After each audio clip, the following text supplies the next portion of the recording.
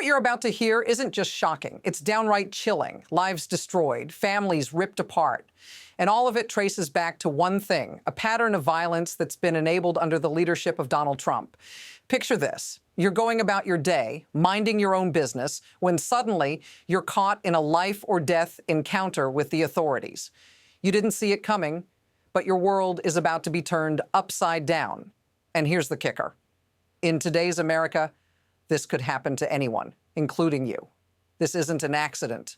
This is a system that's been built to push power to its breaking point. Stick around because the stories you're about to hear will make you question everything you thought you knew about what's really happening in this country. This isn't a one-off incident. It's part of a much darker, more dangerous pattern. Lives like Miramar Martinez's and Renee Good's are becoming casualties in a system where violence is increasingly normalized. And the people who should be keeping us safe are the ones pulling the trigger. But how did we get here? How did we go from everyday citizens to targets? Imagine this. You're just heading to the shops, or maybe you're off to work, and suddenly you're caught in an encounter with law enforcement that you never expected. It's not an isolated event. It's a glimpse into the chaos created by policies that enable brutality. You'd think the law is supposed to protect you, but what happens when the law itself becomes the threat? Stay tuned, because the truth about this growing epidemic is far more disturbing than you might think. Here's the stark reality. The violence isn't random, and it's not some isolated case. It's the result of a deliberate, chilling strategy. Miramar Martinez wasn't just shot. She was hunted, shot multiple times with bullets piercing her body. She barely escaped death. And here's the kicker. When she was rushed to hospital still bleeding, what did they do? They didn't get her help. They arrested her. The same agents who almost killed her dragged her away from medical care and threw her into jail. They knew she was gravely wounded. They didn't care. Notice what's missing here? There's no accountability, no remorse. The agents didn't even bother to pretend they made a mistake. Instead, they smeared her name, calling her a domestic terrorist to justify their actions. But what does this really mean? It means the system is working exactly as it's designed to. It's not about protecting citizens. It's about using power with no consequences. This isn't an isolated incident. This is becoming a pattern. What happened to Miramar Martinez is only the beginning. Think about it. What if the violence didn't just stop at the streets? What if it's woven into the very fabric of a system that's supposed to protect us? This isn't just one bad apple. It's a signal of something far more sinister. What's happening now has echoes of darker times in history. Remember the days when authority was wielded without fear of consequence? That's exactly where we're heading. In this new reality, an innocent mistake on your part could lead to a bullet in your body. An innocent drive could become your last. The real danger here is how quickly this becomes normal. This isn't just a few rogue officers acting out. This is a systemic breakdown that's growing by the day. And just when you think this couldn't get any worse, it does. In rapid succession, more victims are dragged into the same nightmare. First, we have Ali Rahman, a disabled Bangladeshi American, minding his own business, trying to get to his doctor's appointment. What happens? A chaotic ICE checkpoint forces him into a dangerous situation. He can't process the conflicting orders shouted at him. His window's shattered and he's pulled from his car. He's disabled, and yet no one cares. They throw him on the ground, face first, and continue the assault. No charges, no rights read, just brutality. He's left thinking about every victim who's gone before him. He's made to feel like a criminal when in fact he's done nothing wrong. Now we stack the pressure. Miramar Martinez almost dies, and Ali Rahman faces assault. But it doesn't stop there. Across the country, countless others are being dragged into the system of unchecked power. What happens when this constant pressure builds? What happens when people realize they're being hunted? This is only the beginning. How long before it all erupts? Now, let's bring this back to reality. These aren't just statistics or headlines. This is real. This could happen to you. Imagine waking up tomorrow and finding that your life has been turned upside down. You're just driving to work or out for a simple errand when suddenly you're caught in a situation you never saw coming. No warning, no time to prepare, just the cold reality that the system is now working against you, not for you. And there's nowhere to hide. The stories you've heard so far are about more than just violent encounters with the authorities.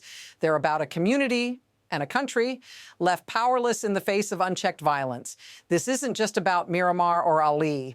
This is about the real human toll of a system that treats people like they're disposable.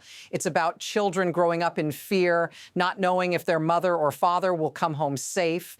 It's about ordinary people being stripped of their dignity, their rights, and their lives without so much as an apology. If this feels familiar, if you've ever felt that fear, that helplessness, let me know in the comments. You're not alone in this. So how does this happen?